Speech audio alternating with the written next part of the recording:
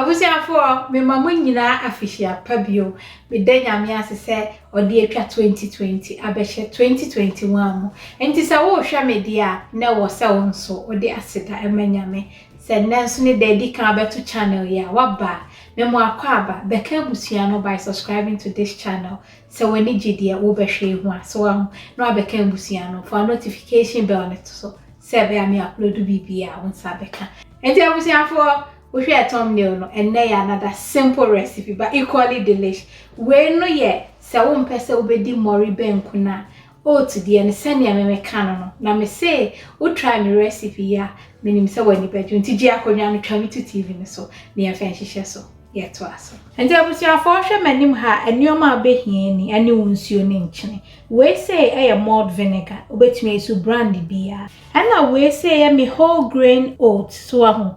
porridge oat ntino mame mbrem na me fenchel enti on say me ma closer look we say no so aho more fiber ewo enti nano na me use so whole grain porridge oat nano eni ma blend keke na egu ha say na me wo bi enti no ane say uto we no a so aho to brand bia ope eno ni utwa ko shopa na wa blend o blend ya na be say so aho na ma obenku no emu aso say twan ubetumi nso aka ne sei ya ebekoye be ya na we na sedide mu kakra difference wo mu ano no tigi akonya no ne amfa nhihye so Tebusha say nsu e wo me ha say 2 cups and now malt vinegar nso 1 cup so aho tina de chance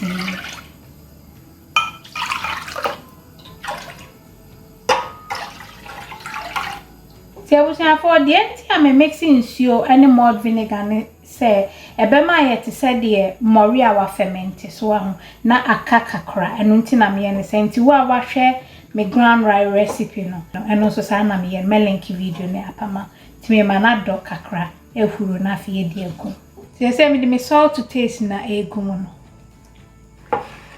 vinegar ni nti anu wa hwe won chen so aho na enye nchenche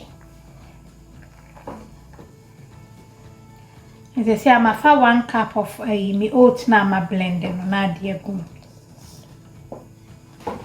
Me sai susu another cup aka. Nti 2 cups na me de egu me. Nti 3 cups na me de egu me.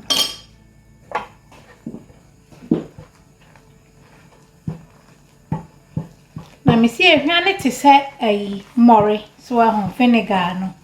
sa neti.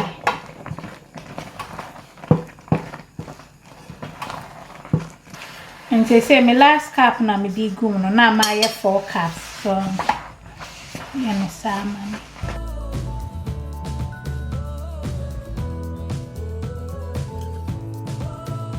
we so dia ne kan ye yawo nya fe kra na apone ade bi ebem so they don't try vinegar na try she kana papa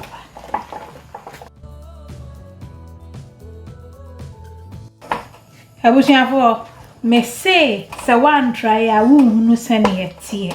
ti modi amoya ade try ma me hwe sane aso hwe sane aso na odi a etise de odi mori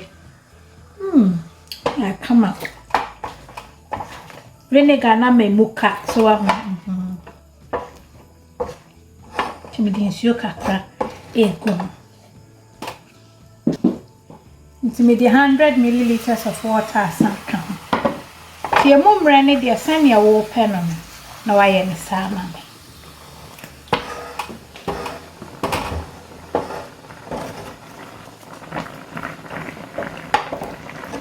Now we're so in Charlie Bing, so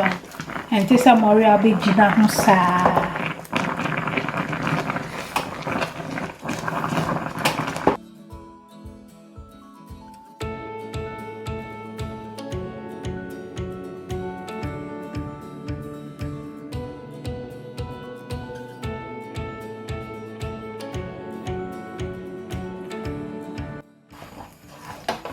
Abusiafo aye kama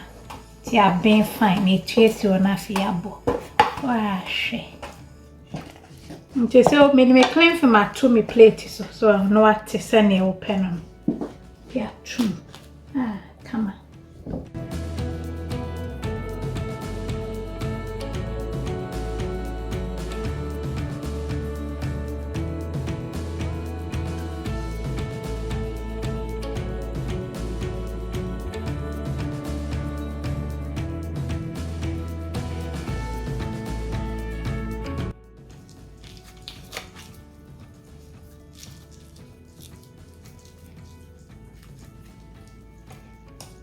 I was here for Cressendi Benkuya, may say, I come and a swan cassa. Smell on the dear, it is a moria and Tibomadian so betrayal. I was here for into your Benkunaya come away, win your fish, and I say, take it till be a my and dear swarm, a bequee, nefutua, me DJ Nina, say. I was say a dinner me answer say or dear cha a fear tremu a dear ba a fifu frame till the America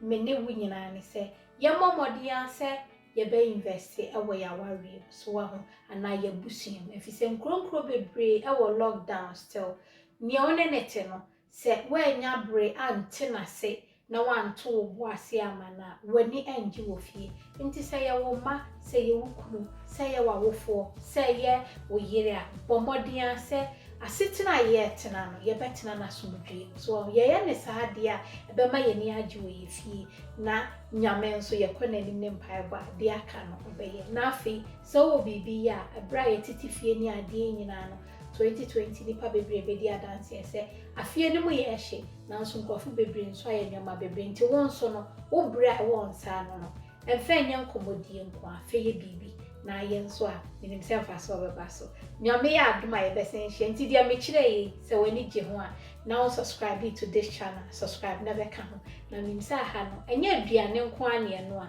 ye nu aduane no na ye hye ye ho nkran na ye fie enije ene asomdua ba ho I love you all. God bless. Mwah.